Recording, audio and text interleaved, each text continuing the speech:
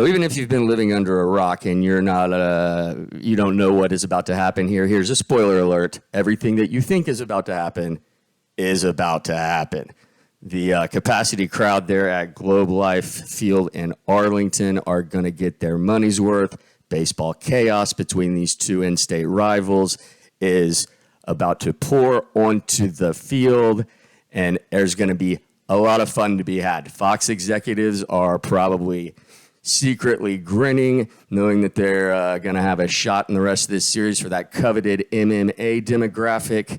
But let's set the scene for this pitch high and in, which will be debated for some time. We're in the ALCS. It's Game 5. Series is tied 2-2. Winner of this game is one game away from the World Series. Percentage of teams that win Game 5 and a 2-2 tie that go on to win that series is super high. For all intents and purposes, these guys are, in their minds, basically playing for the World Series. This is a must-win game for both teams.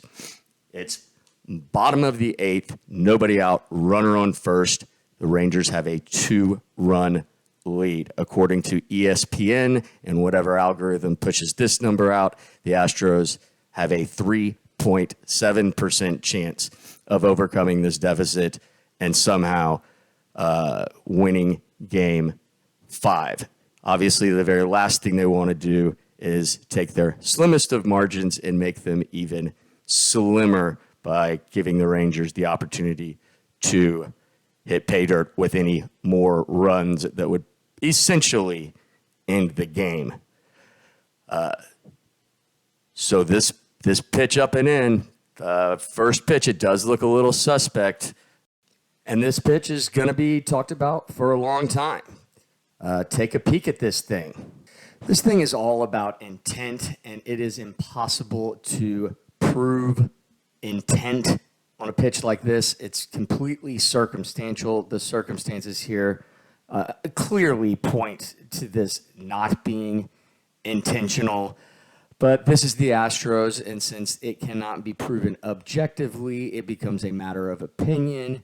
And when it comes to Major League Baseball, the smear campaign and the bias train rolls on. I'll break it down. I'll do my best John Boy impersonation here. Let's take a closer look at this thing. Garcia swiftly arrives at his conclusion on intent, and he wants those grievances on the record right away. No time to go all the way to Abreu. That's like 50 feet away. Maldonado standing right next to him. He speaks Spanish. This is efficient and convenient. Maldonado clearly not prepared for this discussion, just kind of shaking his head and probably thinking, I didn't throw the pitch, man. No lance la pelota, amigo. I'm the catcher. This quickly becomes more of a team discussion. Not a lot of common ground is being reached. Clearly not all that productive. This is why you don't invite the entire company to the negotiations. Garcia's still having none of it. Here come the bullpens. Baseball, please stop doing this. It's dumb. The Rangers bullpen way out in front of the Astros relievers. Makes you wonder if maybe they got a little bit winded. Winky face, spoiler alert. Jordan, here he is talking down his fellow countrymen. He's wearing a lot of hats here. Part bouncer, translator, therapist, maybe a life coach, so that worked out in a weird kind of a way. There's Brantley and Maldonado talking like adults. The grown-ups in this video can be identified by the ones in the orange shirts, many of them probably wondering how these children made it to the 7th annual Astros Invitational. This impromptu Mensa meeting is called to order, and the first order of business is to rule out all likely or reasonable scenarios and move more into the kind of a creative space. Don't let reality or facts interfere with your free-thinking inner self. That's kind of the old way of umpire thinking. You don't see reality with your eyes anymore, man. You see it with your mind and your soul. It's easy to think that the most disciplined team in baseball would prioritize winning over petty squabbles, but that's the old, easy way of thinking. You saw the passion that Garcia had, and listen to these fans. They think it was intentional, and that's good enough for me. Let's start ejecting some Astros. So Dusty lands on the short list of those that get an early shower. And Dusty, despite being a no-cal guy and a bit of a free spirit, clearly is not fully embracing this new age approach to umpiring. He's still kind of holding on to that perceived reality is the closest thing to reality. And the umpire's sort of theological explanation is not landing well with Dusty. But what the hell does Dusty know? He's kind of new to baseball, so his take is incredible.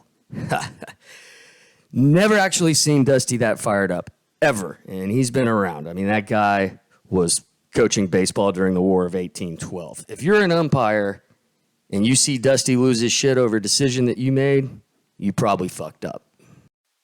And oh boy, did they fuck up. As I mentioned earlier, there is history here between all of the players involved. For the purposes of brevity, we will just focus on the recent history, meaning what went down in this particular game.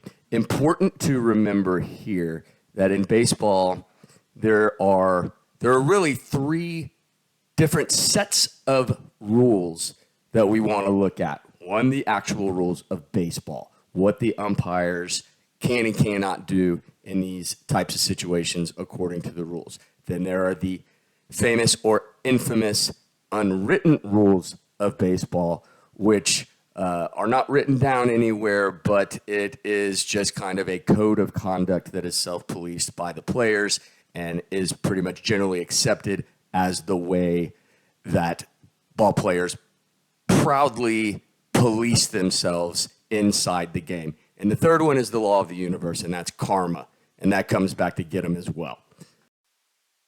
As for the first set, the written rules of baseball, the umpires do have it within their power. They do have the discretion to eject a pitcher if they feel that the intent was to throw at a player and typically to do harm. They don't have to give any warning on the pitch. If they feel like it was just absolutely egregious, then they can eject that pitcher. However, if you've watched baseball long enough, they never do that. What they typically will do is that they will give a bench warning. They'll come out and they'll point to each dugout, and basically it is the kindergarten teacher going, now, everybody settle down. They point to each dugout. They say the next time this happens, there's going to be consequences. That's probably what should have happened here, considering that there's definitely a gray area on intent. No matter what kind of your stance is on that, there's no clear smoking gun that he was throwing at Garcia. In a game that's this tight and in the playoffs, throwing at him would be insane from a competitive standpoint. So there's no way that they can go, we know 100% that they threw at him, so we're going to go ahead and kick him out of the game. A bench warning almost always has been issued. I've never even seen in a playoff game the first bullet without a warning being given to the dugouts, a player get tossed. It's probably unprecedented. I can't recall this ever happening, but of course, something like this happening for the first time would be against the Astros. Makes complete sense. Now, the second set of rules, the unwritten rules, are obviously a little bit more abstract. They are not written rules. These are not statutes that are written down. It's just kind of a code of conduct, a code of ethics, if you will. And in this game, now there is previous history of this, but to focus on this game, the Garcia go-ahead home run is what the supposed motive is for this. And if he did throw at him, then this is what it was about. It was about Garcia taking a good 15 seconds to get to first base, slamming the bat down, showing up Hall of Famer pitcher Justin Verlander, which is fine. That it's part of baseball. It's entertaining. I don't think any of the Astros had necessarily a problem with that.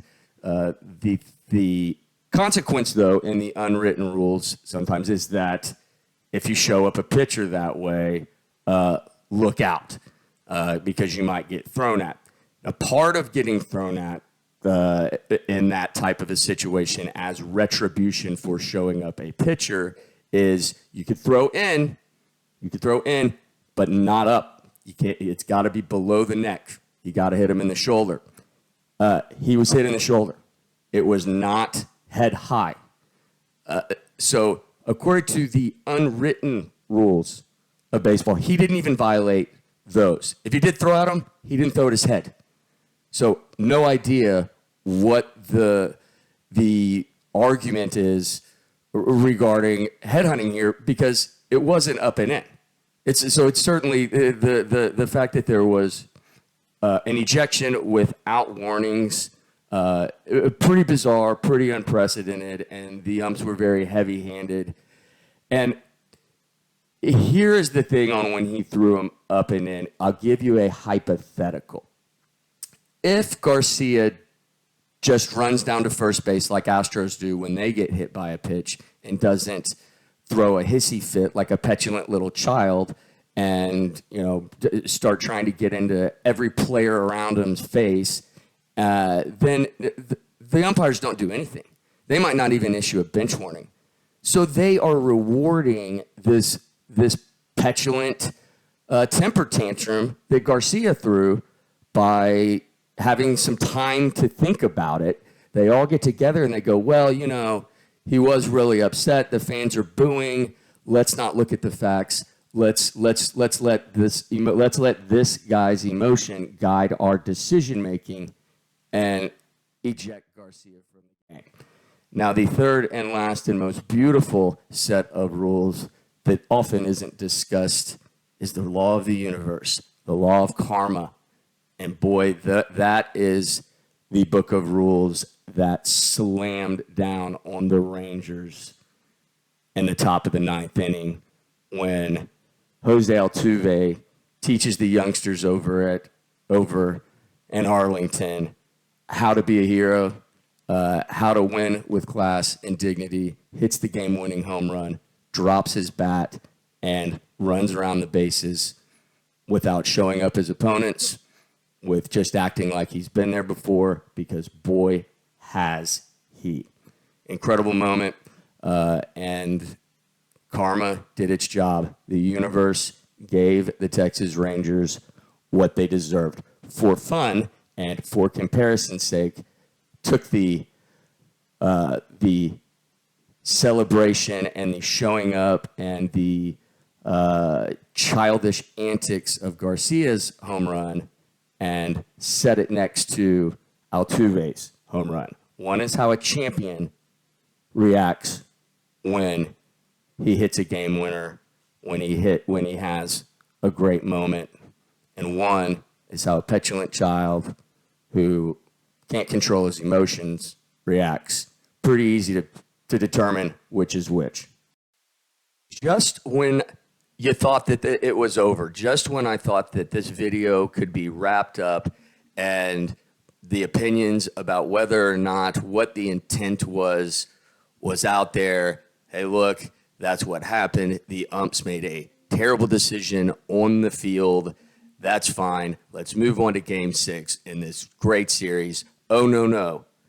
Baseball jumps the shark in their 7-year crusade against the Astros and hand down a 2-game suspension to Brian Abreu, which is absolutely nuts.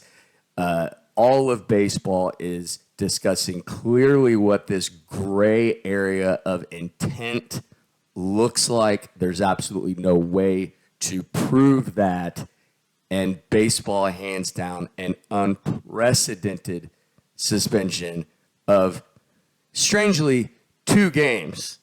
2 games after Game 5.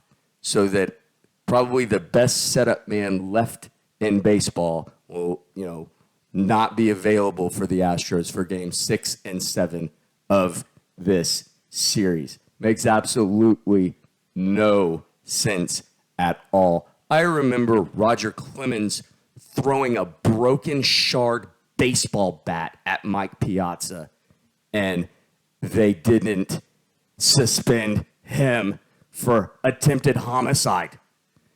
The two things from the Major League Baseball statement fly off the page at you. The first one is they said, well, all 6 umpires on the field all came to the conclusion and all still believe that intent was there, that it was intentionally, that Abreu intentionally threw at Garcia. Well, that's not how a review should work. You're letting the person that took the test grade their own paper. Of course, the 6 umpires that made the decision are going to stand by their decision.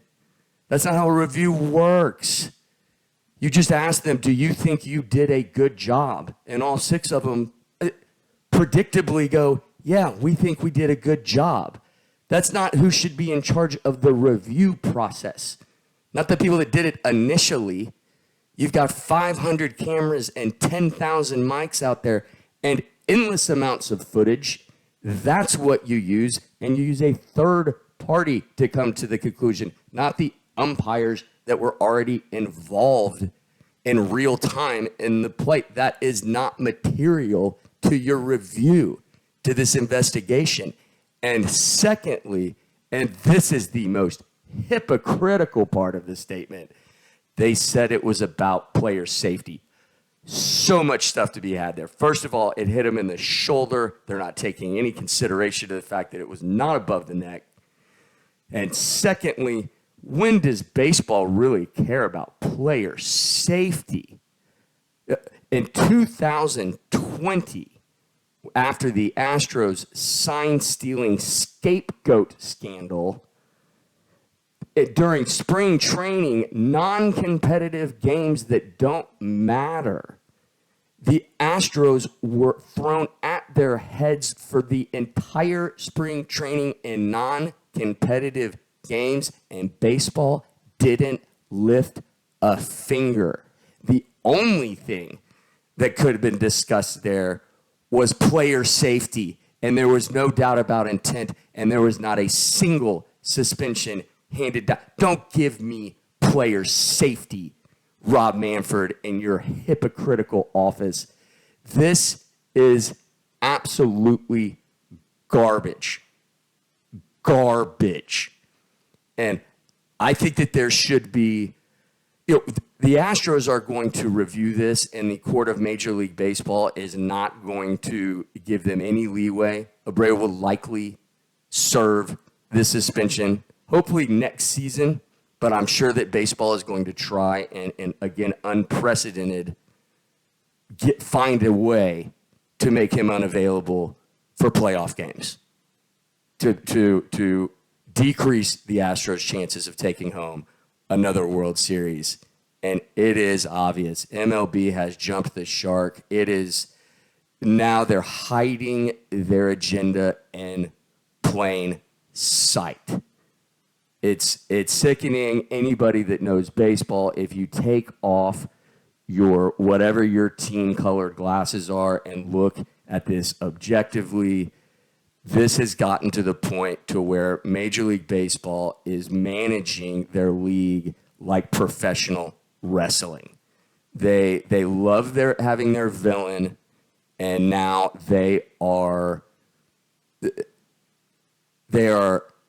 Astros are playing under a different set of rules and have been for the past 7 years, and they continue to dominate. Keep motivating us, Major League Baseball, but when it gets to the point to where you are taking out key components and affecting the competitive balance of play by eliminating key players in key series and key games, you've gone too far. Major League Baseball has gone too far. I could see this going from the Court of Baseball, where they are the judge and jury, and I'm not an attorney, but I mean, I think that as long as we're going unprecedented, this should go into a civil court. The Astros, Abreu personally, hell, Altuve should sue John Boy Media. That's for character assassination, and libel or defamation. But that's a whole other video. If you're a fan of baseball at all, you should be looking at this and understanding that it's going too far and that the integrity of the game is being messed with by some sort of grudge that Manfred and the commissioner's office in Major League Baseball has with the Astros. And even if you're not an Astros fan, which hardly anybody is, you should know that this is hypocritical. It's wrong, and it's bad for the game. It sets an ugly precedent, and it needs to be stopped.